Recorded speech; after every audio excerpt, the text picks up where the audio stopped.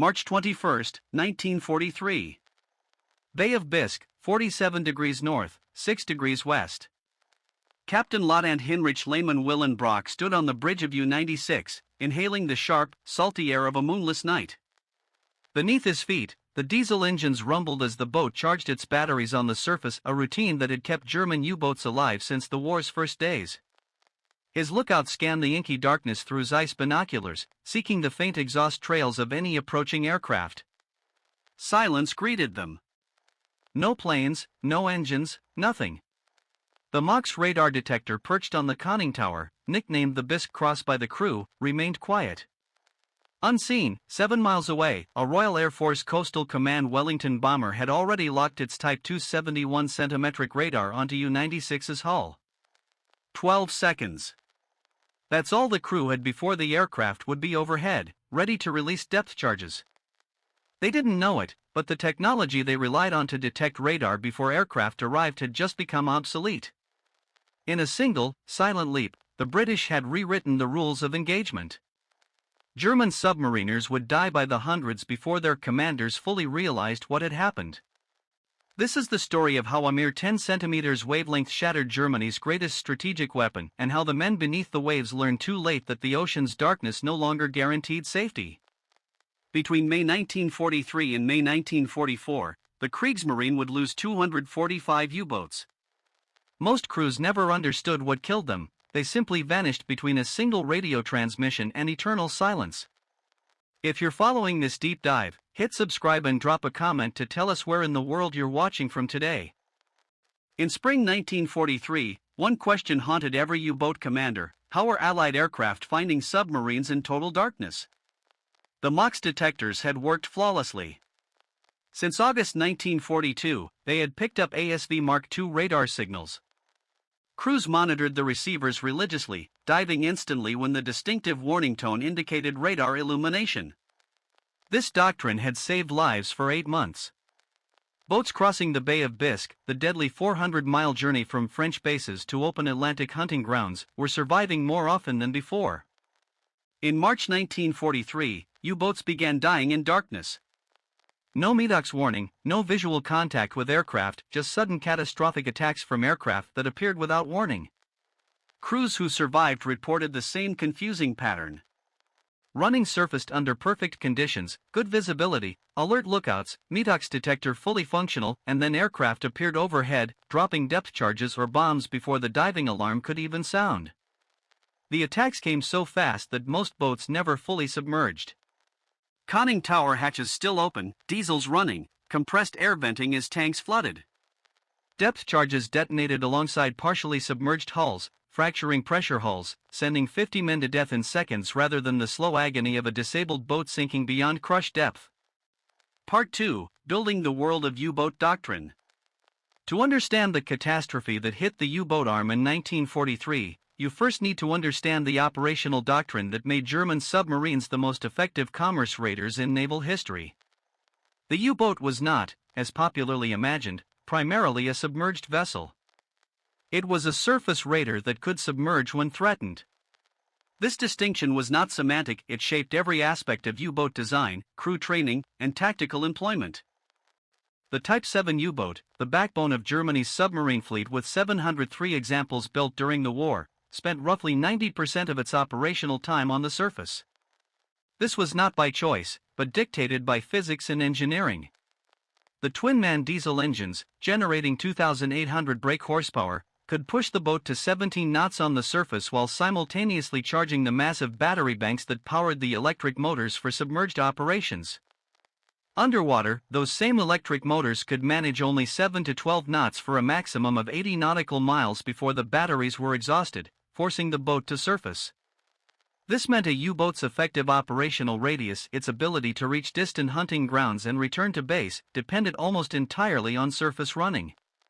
A boat operating in the mid-Atlantic, 1,000 miles from its French base, had to spend the vast majority of its patrol on the surface just to reach areas where merchant convoys could be found. Submerging was a defensive measure, a temporary refuge from aircraft or surface escorts, not a normal cruising mode. This operational reality shaped every aspect of U-boat tactics. Boats hunted on the surface, where lookouts with excellent optics could spot convoy smoke from 20 miles away. They attacked on the surface whenever possible, where speed and maneuverability allowed multiple torpedo shots and rapid repositioning. They moved across the surface, racing to reach positions reported by U-boat headquarters in Loria or by other submarines already in contact with convoys. Night surface attacks had become standard doctrine, honed over 3 years of combat into a precise tactical system. During daylight, U-boats shadowed convoys from beyond visual range, tracking them by hydrophone and occasional periscope observations. Once night fell, they surfaced and raced ahead of the convoy, positioning themselves for attacks that leveraged the U-boat's low profile against the dark waters. British escorts, unable to distinguish surface submarines from wave clutter on radar and ineffective against surface targets with sonar, found these assaults nearly impossible to counter. Gross. Admiral Karl Donitz, commander of the U-boat arm and later commander-in-chief of the entire Kriegsmarine, had built his strategic concept entirely around these night surface attacks. His doctrine emphasized wolfpack tactics, groups of 15 to 20 submarines concentrating on a single convoy, attacking on the surface in coordinated waves that overwhelmed escort defenses with sheer numbers. This strategy had nearly severed Britain's Atlantic lifeline in 1942, sinking over 6 million tons of Allied shipping. The key to survival in this surface warfare doctrine was early warning of air attack. U-boats were extremely vulnerable when caught on the surface. Their deck gun, an 88mm weapon effective against merchant ships, was useless against aircraft approaching at 150 miles per hour. The boat's only defense was a crash dive, flooding tanks and submerging before the aircraft reached attack range. A well-trained crew could clear the bridge and descend to periscope depth in 30 seconds, reaching a safe depth of 60 feet in 45 seconds. But this required timely warning. Lookouts needed to spot the aircraft from a distance, or radar detectors had to sense incoming radar emissions before the aircraft arrived. This critical need drove the development and deployment of German radar detectors. Part 3: Machs and the Illusion of Safety. The first German radar detector, called Medox after its French manufacturer, entered U-boat service in August 1942. By later standards, the device was crewed a simple receiver tuned to detect the 1.5-meter wavelength emissions of British ASV Mark II radar, the standard radar on Royal Air Force Coastal Command aircraft. Its receiving antenna, a distinctive cross-shaped structure mounted on a wooden pole that could be raised from the conning tower, earned the nickname Bisque Cross from U-boat crews who first used it during Bay of Biscay transits. MTOX was never sophisticated technology. The device detected radar illumination but offered no directional information and no range estimate. When the receiver picked up ASV Mark II emissions, it simply produced an audio tone in headphones worn by a dedicated operator stationed in the control room. The tone's intensity increased as the transmitting aircraft approached, giving the operator a crude sense of whether the threat was closing or receding. That was all. No display, no complex processing, just a tone that meant one thing: dive immediately. Despite its simplicity, MTOX proved remarkably effective. ASV Mark II radar, operating at a 1.5-meter wavelength, could detect a surfaced U-boat at approximately 12 miles under optimal conditions. The Medox receiver, being passive and not relying on reflected signals, could detect ASV Mark II transmissions at roughly 20 to 30 miles depending on atmospheric conditions and the aircraft's altitude. This detection range advantage gave U-boat crews 10 to 15 minutes of warning, ample time to crash, dive and evade. The psychological impact of Medox exceeded its tactical value. For the first time since aircraft had become a significant anti-submarine threat, U-boat crews possessed a defense that didn't rely on human eyesight. Lookouts, no matter how alert, could be thwarted by clouds, haze, or simple human error. MTOX was tireless, scanning continuously, detecting electromagnetic emissions invisible to human senses. Crews learned to trust the device absolutely. When MTOX remained silent, they believed themselves safe from air attack. This belief became doctrine. By late 1942, U-boat standing orders required continuous Medox monitoring whenever surfaced. If the detector warned of radar emissions, the boat dove immediately, no exceptions. If Medox remained silent, boats could remain surfaced even in areas of heavy air patrol, confident that any radar-equipped aircraft would trigger the detector before reaching attack range. Survival statistics supported this confidence. U-boat losses to aircraft in the Bay of Bisque, previously a killing ground where Coastal Command had enjoyed turkey shoots against transit submarines, declined markedly after MTOX's introduction. Dönitz himself endorsed this confidence. In December 1942, he informed U-boat commanders that MTOX had robbed the enemy of his advantage in radar location. Intelligence reports from captured British aircrews confirmed that RAF Coastal Command was indeed equipped primarily with ASV Mark II radar. The strategic picture seemed clear. Germany had defeated British radar through the simple expedient of detecting it before it could guide effective attacks. U-boat crews built their entire tactical approach around MTOX reliability. They would operate surfaced even in areas where aircraft might patrol, assigning a dedicated MTOX operator alongside bridge lookouts. At the first warning tone, alarms would sound, the bridge would clear, and the boat would dive to safety. Between August 1942 and February 1943, this system worked perfectly. Boats with functioning MTOX survived.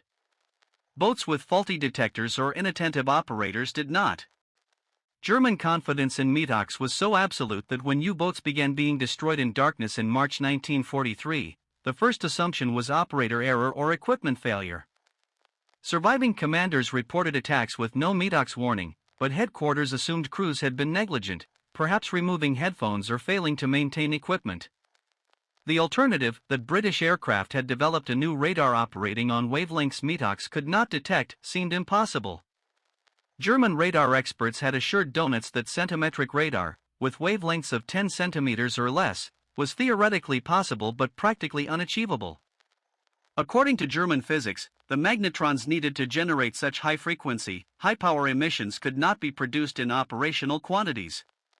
The technology that would compromise the operational security of the U-boat arm did not appear through dramatic breakthrough but through patient refinement of already understood principles. British radar research had begun seriously in 1935 when Robert Watson demonstrated that radio waves could detect aircraft at meaningful distances. By 1939, Britain had the Chain-Home Early Warning System, a network of coastal radar stations operating at wavelengths between 10 and 13 meters, capable of detecting incoming German bomber formations over 100 miles away. However, these long-wavelength radars, while effective at spotting large aircraft formations, lacked the resolution necessary for anti-submarine warfare. The physics were unforgiving. Radar resolution, the ability to distinguish small objects from background clutter, depended directly on wavelength. Longer wavelengths produced broad, less distinct returns. At 1.5 meters, the wavelength of ASV Mark II radar, a surfaced U-boat produced a radar return barely distinguishable from wave clutter, detectable only under calm seas and by skilled operators. The tactical implications were profound. Aircraft equipped with Type 271 could detect surfaced U-boats at 7 miles, close to visual range in darkness, approach at 150 miles per hour, and be overhead in approximately 3 minutes. If the aircraft maintained strict radio silence and approached from the submarine stern quarter, where lookout coverage was weakest, the first warning might be the sound of aircraft engines overhead, audible only seconds before attack. But the technology's truly revolutionary characteristic was invisibility to German radar detectors. MTOX was designed to detect 1.5-meter wavelength transmissions from ASV Mark II radar. The receiver's circuitry, antenna dimensions, and tuning were all optimized for this specific frequency band. Type 271's 9.7 cm wavelength was 15 times higher in frequency, falling completely outside MTOX's detection range. To a MTOX receiver, Type 271 might as well not exist. An aircraft could illuminate a U-boat continuously with Type 271 radar while the boat's MTOX detector remained absolutely silent, reporting no threat. British operational security regarding Type 271 was comprehensive. Aircraft equipped with the new radar were forbidden from using it over land, or a crashed aircraft might allow Germans to recover the technology. Aircrews received explicit orders never to discuss the radar's existence, even in general terms. If forced to ditch or bail out, radar operators were instructed to destroy the magnetron specifically before abandoning aircraft. The British code name for the operation introducing Type 271 equipped aircraft was Cork, reflecting the intention to seal off the Bay of Bisque to U-boat transit. The first aircraft equipped with operational Type 271 began Bay of Bisque patrols in March 1943. German U-boat headquarters had no idea the rules had changed. The killing began on March 2, 1943. U-275, a Type 7 boat commanded by Capitan Lieutenant Helmuth Bohr, was running surfaced in the Bay of Bisque en route to operations in the North Atlantic. The night was moonless but clear. Visibility excellent. For lookouts scanned the darkness methodically, searching assigned sectors. In the control room, a dedicated operator monitored the MTOX detector, headphones on, watching the crude meter that would indicate radar illumination. The detector remained silent. At 2,200 hours, a Wellington bomber from RAF Squadron 172, equipped with Type 271 radar and a Lee light, acquired U-275 at 6 miles range. The aircraft commander, Wing Commander Jefferson Greswell, noted the clear contact on his planned position indicator and began his approach run, maintaining altitude and using radar to track the submarine while remaining invisible in the darkness. The MTOX detector aboard U-275 continued reporting no threat. At 1 mile range, Greswell descended to attack altitude and activated the Lee light, a 24-inch naval searchlight mounted in the Wellington's belly, capable of illuminating targets at 1 mile with 20 million candle power. The sudden glare of the Lee light stunned U-275's bridge crew. Bourke shouted the alarm for a crash dive, but the Wellington bomber was already directly overhead, releasing 6 depth charges in a perfect straddle. The explosions detonated just as U-275's bow dipped beneath the surface. The conning tower remained exposed, diesel still running, and the pressure hull fractured in 3 places. Water poured into the control room through the open hatch before anyone could secure it. The submarine sank in less than a minute. There were no survivors among the 46 crew members. From radar contact to complete sinking, the entire action lasted only 4 minutes. The METOX detector never issued a warning. This terrifying pattern repeated throughout March and April 1943. U-167 was caught surfaced on March 17, attacked without METOX warning, and lost with all hands. U-69 met the same fate on April 20, 45 dead. U-753 on May 30 was surprised despite clear visibility and alert lookouts, resulting in 50 fatalities. Reports from boats that survived these attacks shared a consistent set of observations. Aircraft appeared without warning even though METOX detectors were functional, attacks executed so rapidly that crash diving offered no chance of safety, and Lee light illumination occurred at ranges where lookouts should have spotted the planes but reported nothing until the light activated. The conclusion was unavoidable but confounding to German tactical doctrine. Allied aircraft were somehow detecting and tracking U-boats without triggering METOX warnings. U-boat headquarters initially resisted accepting this reality. On March 21, Donitz issued orders requiring continuous METOX monitoring and immediate diving on any warning, assuming that crew negligence, not technological obsolescence, was the cause. But when boats continued to be destroyed despite strict adherence to protocol, headquarters began to theorize that METOX emissions themselves might be detectable, betraying U-boats to Allied detection systems. This was nonsense. METOX was a passive receiver producing no detectable emissions, but the theory revealed the desperate inability of headquarters to accept that British radar technology had outpaced German countermeasures. Some commanders reached the correct conclusion on their own. Corvettenkapitän Peter Kramer, commanding U-333, recorded in his war diary after a near miss in April, aircraft appeared without METOX warning. This has now occurred too frequently to be explained by equipment failure. Must conclude the enemy possesses radar we cannot detect. Recommend extreme caution and immediate crash diving on any aircraft sighting, regardless of METOX status. But Kramer's conclusion, though accurate, offered no practical solution. If Allied aircraft could detect U-boat positions beyond visual range using radar that German detectors could not sense, then the core doctrine of surface operations had become lethal. U-boats still needed to surface, to charge batteries, to transit efficiently, to hunt effectively.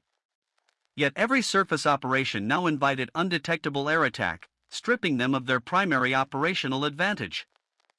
Boats were forced to become true submarines, confined underwater, limited to battery-powered operations that drastically reduced their effective range.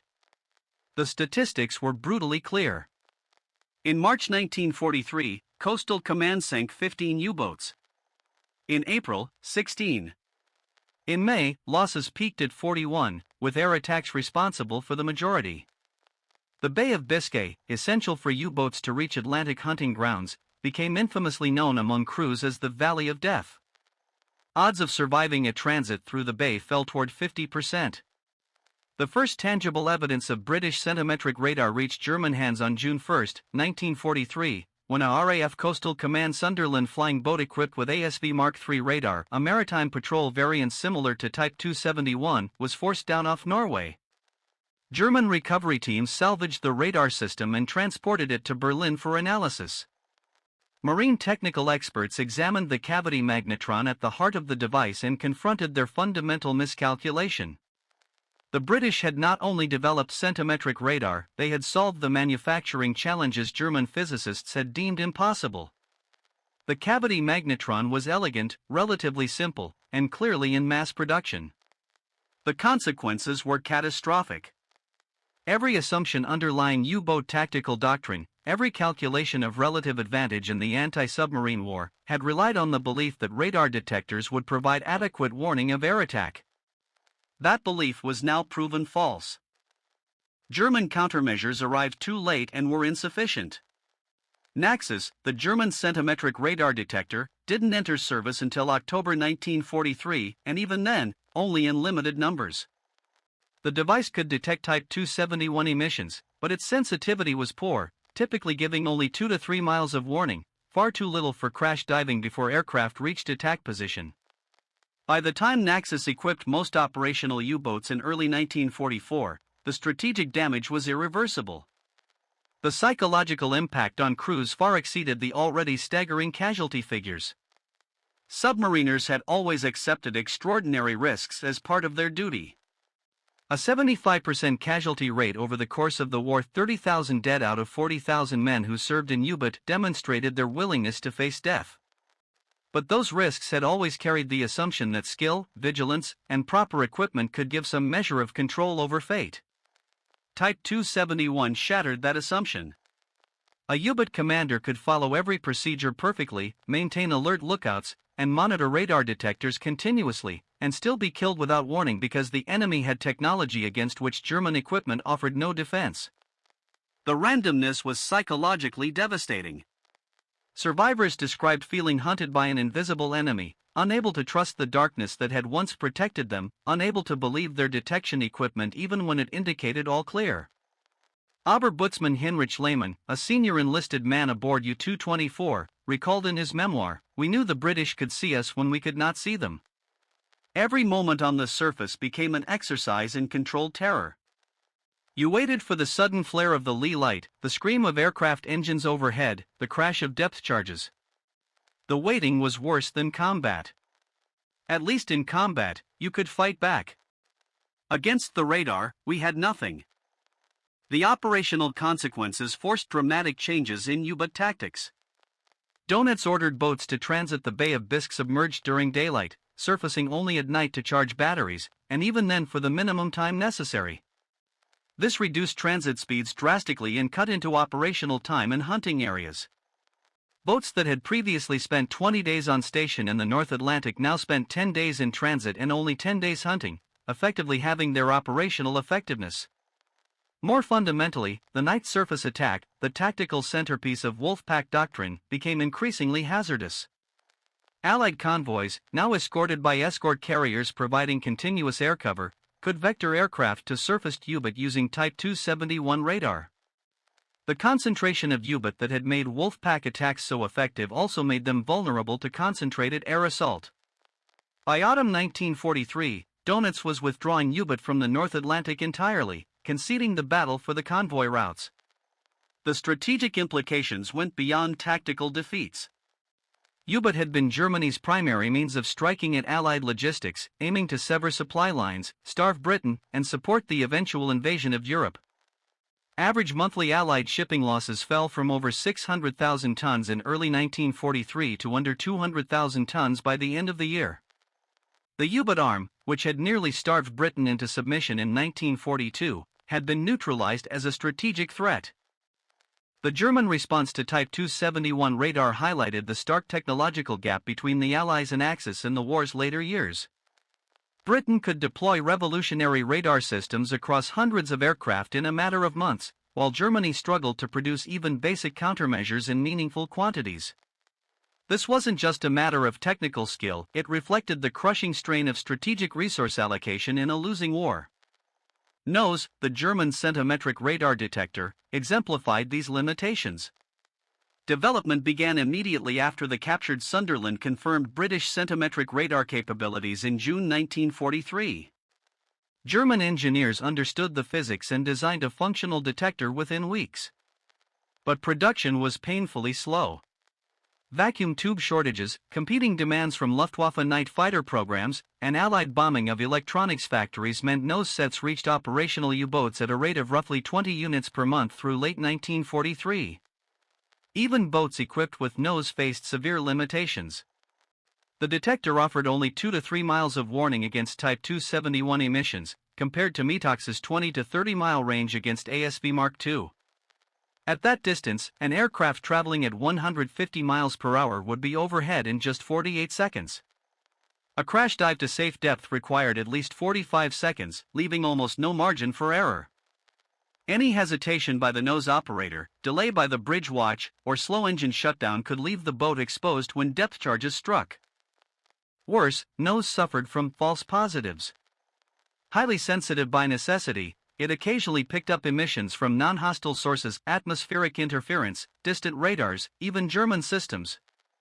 After several incidents where U-boats dived to avoid phantom threats, wasting precious battery power and disrupting operations, crews began to treat NOS warnings skeptically. That skepticism was deadly. Boats that ignored a real warning often discovered too late that the threat was genuine. The technological arms race continued through 1944, with Germany perpetually lagging as the Allies introduced improved centimetric radars operating at 3 centimeters wavelengths. By spring 1944, German detectors were obsolete again.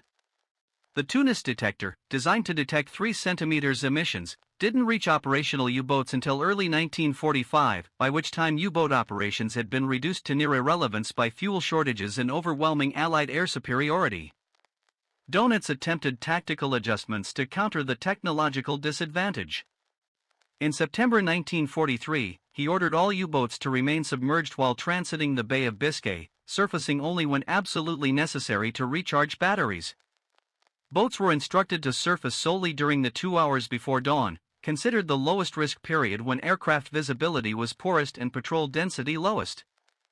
Even during these brief surfacings, crews were to crash dive immediately at any NOS warning, aircraft sighting, or any suspicious sign. These cautious tactics saved some boats but severely reduced operational effectiveness. A Type 7 U-boat could travel submerged at 4 knots for roughly 12 hours before battery power required surfacing. The 400-mile Bay of Biscay transit, which had previously taken 3 days at 15 knots on the surface, now required 10 days or more of careful submerged running, punctuated by short, tense periods on the surface to recharge batteries. Extended transit times drastically reduced patrol duration. Boats that once spent 3 weeks hunting convoys now spent 2 weeks merely in transit and only 1 week operational before fuel forced their return. The psychological impact on crews was even harsher than the tactical limitations. U-boat service, always dangerous, had once offered the prestige of elite status within the Kriegsmarine. Submarine crews were volunteers, receiving higher pay, better food, and immense respect. They were Hitler's Grey Wolves, the offensive force striking at Allied logistics even as the Wehrmacht suffered defeats on every front. By 1943, that sense of purpose had vanished. Crews now saw themselves as hunted rather than hunters, forced into defensive operations where survival depended on hiding rather than engaging the enemy. This transformation of the U-boat from a powerful offensive weapon to a vulnerable defensive liability shattered the morale that had carried crews through previous hardships. Letters and diaries preserved in German military archives reveal profound demoralization. Crews followed operational procedures mechanically while privately acknowledging their inability to influence the war's outcome. One U-boat commander, Captain Lieutenant Herbert Verer, later reflected in his memoir. "We had become obsolete, dangerous to our enemies only when we could surprise isolated merchants, lethal to ourselves every moment we spent on the surface. The technology that once made us invisible now made us merely slow targets. We continued operating because orders required it, not because we believed we could win." The primacy of sensors over platforms, the realization that detecting the enemy before being detected yourself mattered more than armor or armament, became a cornerstone of Cold War naval doctrine.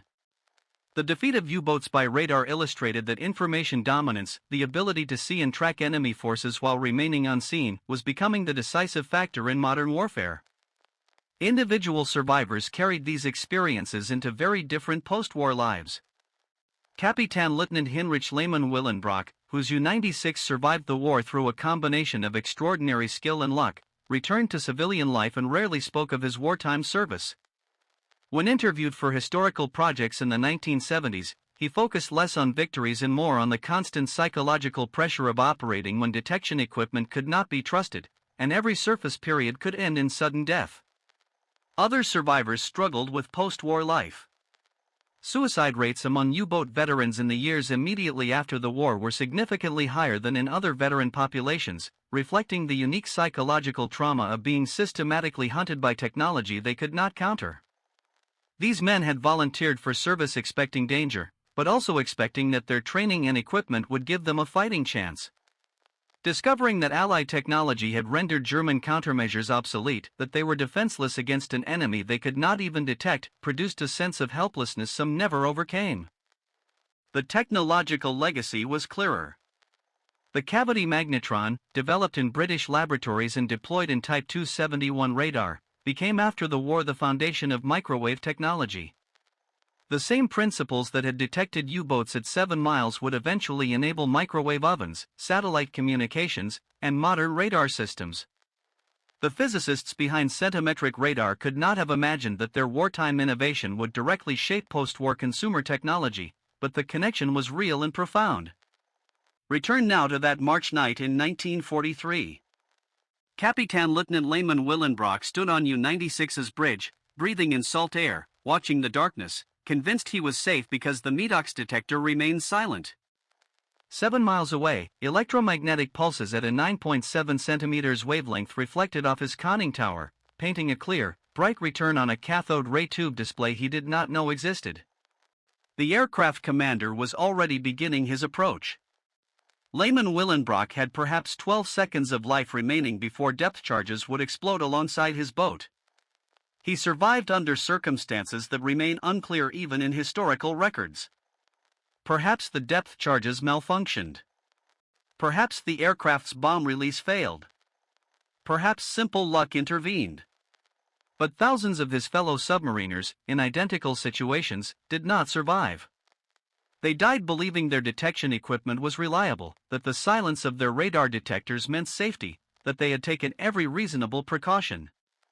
They died never understanding what had killed them. This gap between perceived safety and actual vulnerability defines the U-boat experience in the war's latter years. German submariners weren't just fighting Allied escorts or aircraft, they were up against the fundamental disadvantage of technological obsolescence. They carried equipment designed to detect yesterday's threats while facing tomorrow's capabilities. The resulting mismatch cost thousands of lives to an enemy they literally could not see. The broader lesson extends beyond naval warfare. The U-boat's defeat demonstrates how technological surprise can instantly invalidate established doctrine.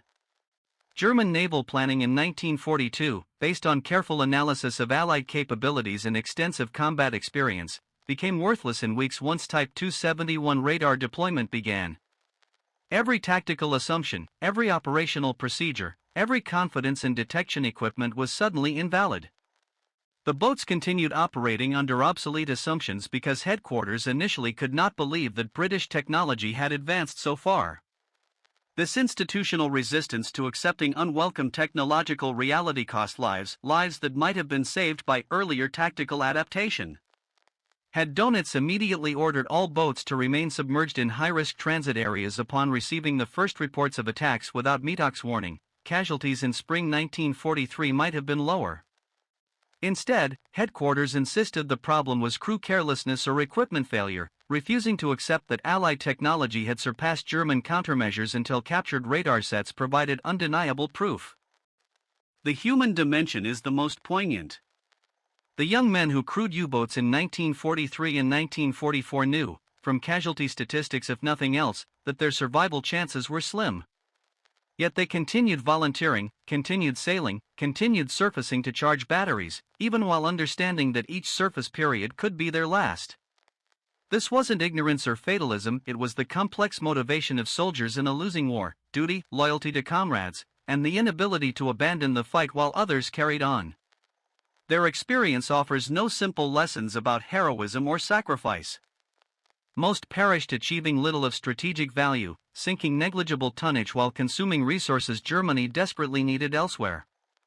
Their deaths did not change the course of the war nor protect their homeland. They simply died, often without warning, often without understanding what had killed them, serving a cause already lost. The technology that destroyed them, centimetric radar, represented not just British ingenuity, but the combined advantage of Allied industrial capacity, scientific expertise, and strategic coordination. Germany could not keep pace, not for lack of brilliant scientists, but because its industry, stretched across multiple fronts and under constant bombing, could not produce adequate countermeasures even when the solutions were known. The U-boat's defeat was ultimately a failure of systems, not men. Heinrich Lehmann Willenbrock lived until 1986, witnessing the Cold War transform submarines into strategic nuclear platforms and seeing technological advances that would have seemed magical in 1943.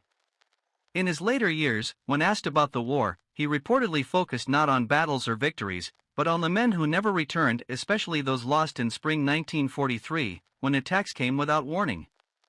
He understood, perhaps better than most, that they had not failed as warriors, they had fought with obsolete tools against an enemy they could not detect. The 12 seconds that German submariners theoretically had after Type 271 radar locked on at 7 miles was time they never truly possessed. By the moment they might have realized they were detected, the aircraft was already overhead, the depth charges already falling. The gap between when they thought they would know and when they actually discovered the threat was measured in the distance between life and death. For thousands of submariners, that gap was everything. Thank you for watching. For more in-depth historical breakdowns, check out the other videos on your screen now.